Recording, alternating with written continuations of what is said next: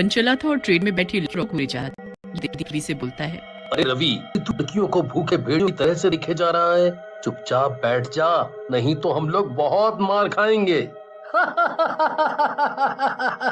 तू भी बहुत डरता है मेरी जवानी के झटके। अबे लड़कियां नहीं देखेगा तो भाई क्या लड़के देखेगा?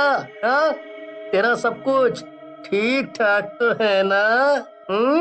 रवि की बात सुनकर प्रदीप भी चुपचाप बैठ जाता है।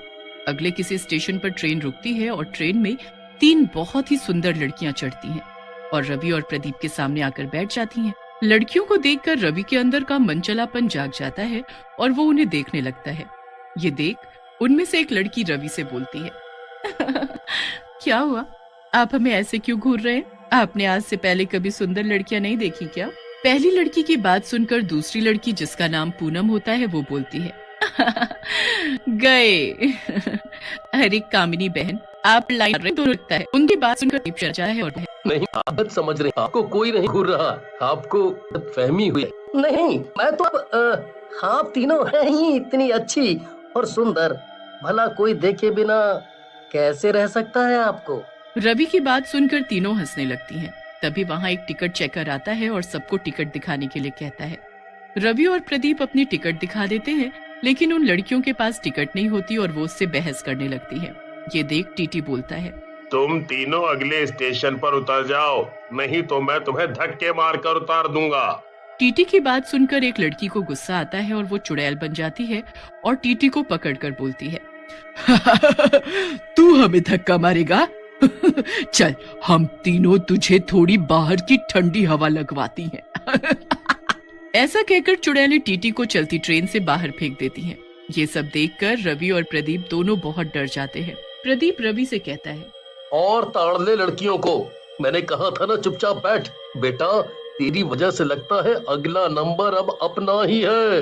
अरे यार, मुझे क्या पता कि गोवा की ट्रेन में भूतनियां भी चढ़ती हैं, नहीं तो मैं अपनी आंखों में पट्टी बांध लेता। अब तू गुस्सा मत कर मुझ पर, मैं पहले से ही डरा हुआ हूँ। रवि और प्रदीप बात कर ही रहे होते हैं कि तभी एक चुड़ैल उनके पास आती है और बोलती है, तुम दोनों मुझे बहुत अच्छे लगे, इसलिए मैं तुम्हें मारूंगी नहीं, लेकिन अगर तुमने ज्यादा समझदार बनने की कोशिश की तो तुम गए, समझे? अब चलो चुपचाप बैठो।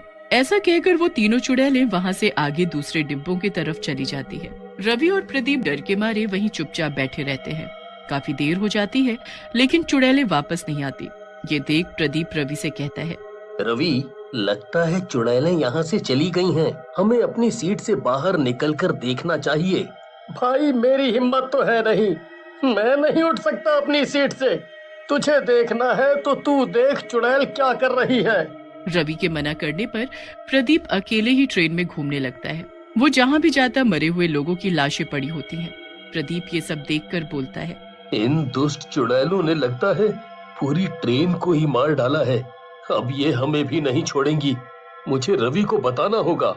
ऐसा कहकर प्रदीप वापस रवि चलने लगता है, लेकिन तभी उसको तीनों चुड़ैलें आकर खड़ी हो जाती हैं और बोलती हैं, मैं तो तुझे बहुत समझदार समझ रही थी लड़के, लेकिन तू तो बेवकूफ निकला। मेरे मना करने के बावजूद तू अब से बाहर आ गया, अब तो तुझे भी मरना पड़ेगा। लेकिन ना जाने प्रदीप में कहां से हिम्मत आ जाती है और वो चुड़ैलों से कहता है, चुड़ैलों, मैं तुमसे नहीं डरता, मुझे तो बस मेरे दोस्त रवि की चिंता है, नहीं तो अब तक मैं तुम तीनों को सबक सिखा चुका होता। प्रदीप की बात सुनकर बाकी दोनों चुड़ैलों को गुस्सा आ जाता है और वो बोलती है, अरे बहनों, इस बेवकूफ पर हम अपना समय क्यों बर्बाद कर रही हैं? इसे तो मार डालना चाहिए। बहुत बोलता है ये, ऐसा लग रहा है जैसे इलेक्शन में खड़ा है और हम बेवकूफ जनता हैं।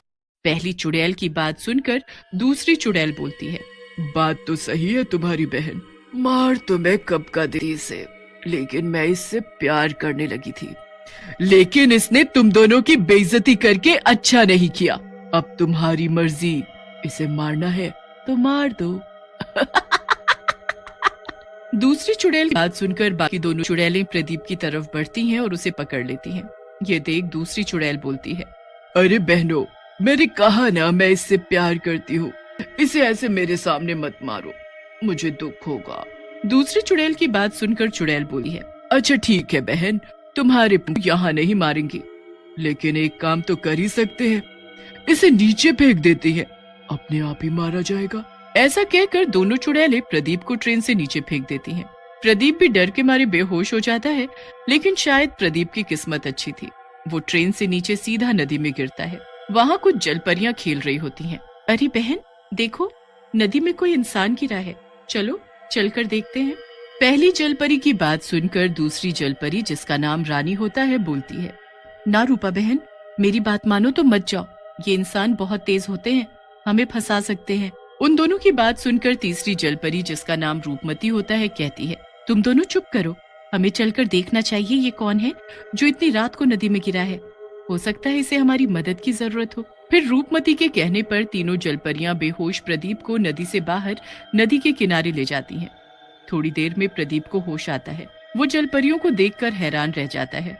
उसे ऐसे देख रूपमती बोलती है, तुम हैरान मत हो इंसान, हम जलपरियां हैं, इस नदी में नहाने आई थी, तुम ऊपर पुल से नीचे गिरे थे। रूपमती की बात सुनकर प्रदीप को होश आ जाता है और वो बोलता है, आप तीनों का मेरी जान बचाने के लिए शुक्रिया, लेकिन मेरा दोस्त रवि खतरे में है, वो उस खूनी ट्रेन के अंदर फंस गया है। प्रदीप की बात सुनकर रूपा कहती है, खूनी ट्रेन, ये क्या बला है, हमें पूरी बात बताओ।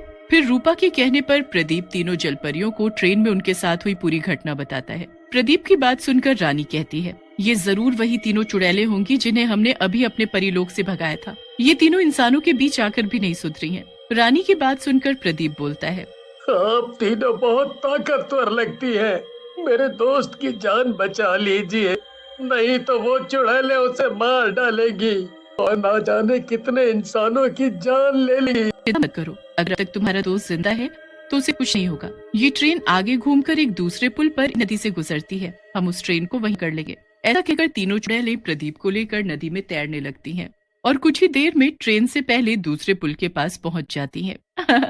देखा प्रदीप, हम उस ट्रेन से पहले यहाँ पहुंच गए, अब आने दो जरा उस ट्रेन को। तभी वहाँ उन्हें कुछ दूर से ट्रेन दिखाई देती है। तीनों जलपरियों के हाथ से रोशनी निकलती है और ट्रेन पर पड़ती है। ट्रेन वहीं रुक जाती है और फिर वो चारों ट्रेन के अंदर चले जाते हैं। अंदर चारों तरफ लाशें ही लाशें होती हैं। हे भगवान, इन चुड़ैलों ने लगता है पूरी ट्रेन की जान ले ली, कितनी दुष्ट है। सही कह रही हो रूपमती बहन, ये तीनों तो सचमुच बहुत दुष्ट हैं। चलो इन्हें ढूंढकर मजा जाए। लेकिन फिर वो तीनों चुड़ैलें आ जाती हैं और हंसते हुए कहती हैं, तो कहीं जाने की जरूरत नहीं है, हम तीनों यहीं आ गई हैं, देखते हैं कौन किसको मजा चखाएगा। चुड़ैल को देखकर रानी बोलती है, लगता है तो भूल गई हो, पिछली बार तुम परिलोक में जिंदा छोड़ दिया गया था, वो हमारी गलती, इस वजह से इतने लोगों को अपनी जान पड़ी। क्या समझ रही हो जलपरियों हमें? अरे फायर है हम, समझे क्या? चुड़ैलों की बात सुनकर तीनों जलपरियों को गुस्सा आ जाता है और तीनों जलपरियों के हाथ से रोशनी निकलती है और चुड़ैलों पर पड़ती है। जैसे ही रोशनी चुड़ैलों की है, वो तड़पने लगती है। बहुत दर्द हो रहा है, जाने दो बे। तूने क्या सोचा, पुष्पा नहीं है क्या? तेरे देखी, और इस बार थोड़ी तीनों चुड़ैलें जल पहुंचती हैं। मेरी भी रवि को ट्रेन में जिंदा है, जलपरी को देख लेता है। यार कितनी सुंदर है तीनों, मेरा बस चले तो तीनों से शादी करो। रवि की बात सुनकर वो सब हंसने लगते हैं।